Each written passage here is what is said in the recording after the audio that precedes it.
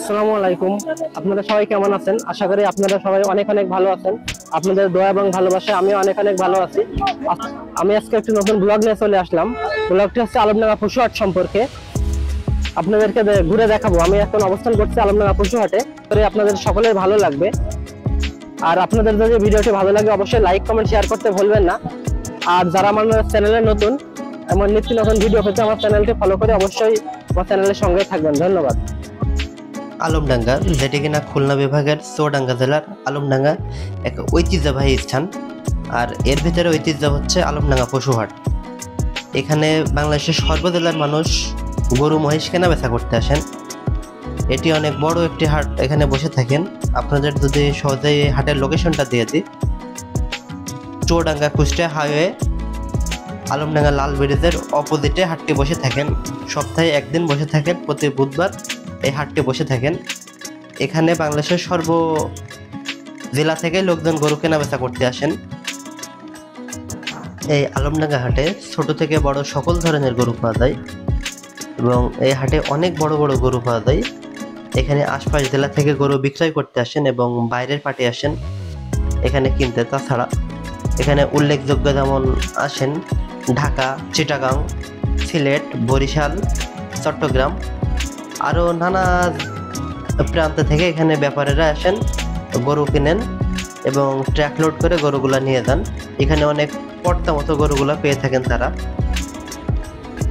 এই হাটে যারা গরু কিনতে বা বেচতে আসছেন তাদের মুখ থেকে আমরা কিছু কথা শুনবো, তাদের মতামত জানার চেষ্টা করব। আপনারা সবাই আমার ভিডিওর সঙ্গে থাকবেন। আশা করি আপনাদের সকলের ভালো লাগবে। চলুন দেখে নিই হাটের অবস্থানরত কিছু মানুষের কথা আমরা শুনে নিই।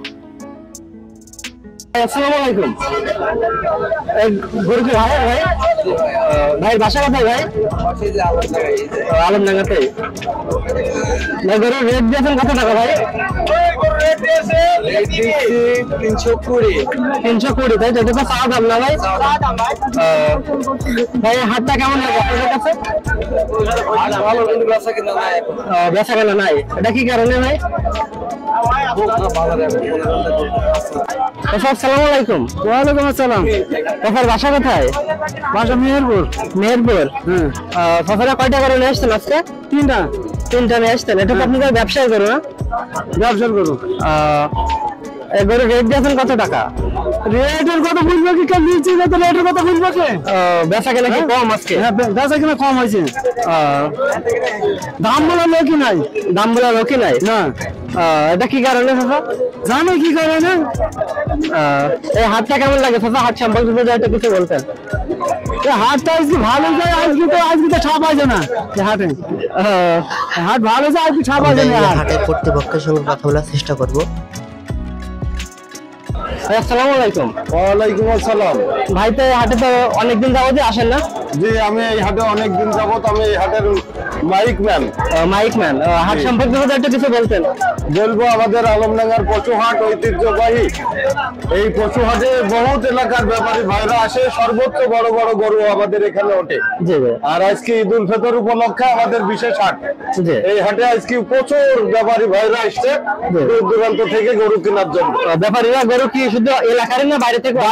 সব বাইরের ব্যাপারী। যে সকল গরু দেখছেন সব কেনা বাইরের ব্যাপারী ভাইদের। সন্ধ্যা লাগলেই সব ট্রাক ভিড়ে গেছে, এখন লোড হবে। আর সামনে 2টা হাট পাবে। বাইরে কত থেকে আসে? একদিন বুধবার আমাদের এখানে বেচা কিনা হয়। গরু কিনতে কোথা থেকে আসে লোকজন? বাংলাদেশের সকল প্রান্ত থেকে আমাদের এখানে আসে। সকল প্রান্ত থেকে এসে থাকেন তাই তো? হ্যাঁ, নোয়াখালী, বরিশাল, ফরিদপুর, এই ধরনের বড় বড় জেলার লোক আমাদের এখান থেকে গরু কেনে। এই হাটটা কি আলমডাঙ্গাতে এখানে বসতো না অন্য কোথাও? এখানেই প্রথম থেকে এখানেই বসে। এর আগে মুন্সিগঞ্জ ছিল, সেখান থেকে ভাগার পরে এখানে ঐতিহ্যবাহী হাট বলে এটা পরিচিত। এটা তো মানে 1984 সাল থেকে বসেছে। আসসালামু আলাইকুম। হাট সম্পর্কে কিছু বলতেন? এখানে আনুমানিক 84 কি 85 সালে মুন্সিগঞ্জ থেকে ব্যাপারীরা একটা ঝামেলার মাধ্যম দিয়ে ওখান থেকে ওরা আলমডাঙ্গাতে হাটটা বসানোর সিদ্ধান্ত নেয়। প্রথমে যেখানে হাটটা বসানো হয় ওই জায়গাটায় বদ্ধভূমি নামে পরিচিত। পরবর্তীতে হাটটা নেমে যায় হচ্ছে আসামনগর আলমডাঙ্গা নামে পরিচিত হয়ে যায়। ওখান থেকে পর্যায়ক্রমে জায়গা শর্টের কারণে আস্তে আস্তে এই জায়গাটাতে ওয়াবদা কোম্পানি যে গ্রিক নামে জায়গাটা ছিল এখানে এই জায়গায় জায়গা পাওয়ার কারণে এখানে যাবৎকাল চলছে। এই হাট তো বাইরে থেকে অনেক ব্যাপারী এসে থাকেন না? এই হাটের তো গরু কিনতে বাইরে থেকে অনেক ব্যাপারী এসে থাকে। বাইরে থেকেই বেশিরভাগ ব্যাপারী আসে, বেশিরভাগ ব্যাপারী ব্যাপারী আছে বাইরে থেকে। এই হাটটা তো অনেক জনপ্রিয় একটা হাট, অনেক জনপ্রিয় আমরা আমাদের জানা মতো। জি জি। আচ্ছা আচ্ছা, ধন্যবাদ। আসসালামু আলাইকুম। গরুটাকে কিনলেন? কত টাকা কিনলেন? ৭৬,০০০ টাকা। ভাই আপনার বাসা কোথায়? চখাদ্দি। ঠিক আছে।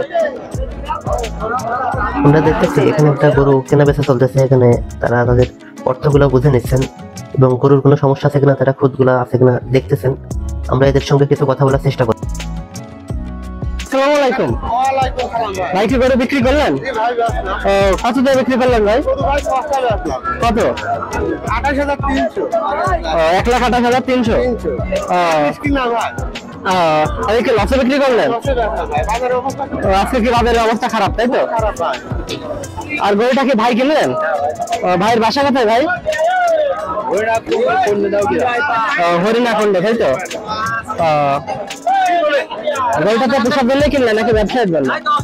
পোশাক জন্য। আসসালামু আলাইকুম। জি, চাচার বাসা কোথায়? সোনাডাঙ্গা। বিক্রি করার পাশে, তাই তো? এই গরুটা কি আপনার? এটা কি ব্যবসার গরু না পার্সোনাল? কেনা গরু। এটার দাম দিয়েছেন কত টাকা?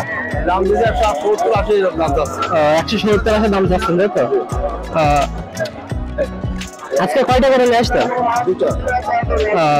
এই হাট সম্পর্কে একটু কিছু বলতেন? আলমডাঙ্গা হাট সম্পর্কে। ভালো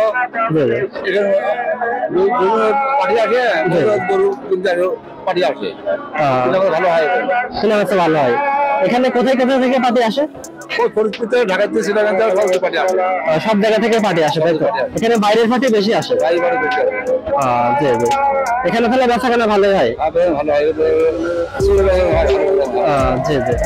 আলমডাঙ্গা রেল লাইনের ধারে মহিষের হাটটা বসে থাকে। এখানে সকল ধরনের মহিষ পাওয়া যায়। ভাই আসসালামু আলাইকুম। ভাইয়ের বাসা কোথায় ভাই?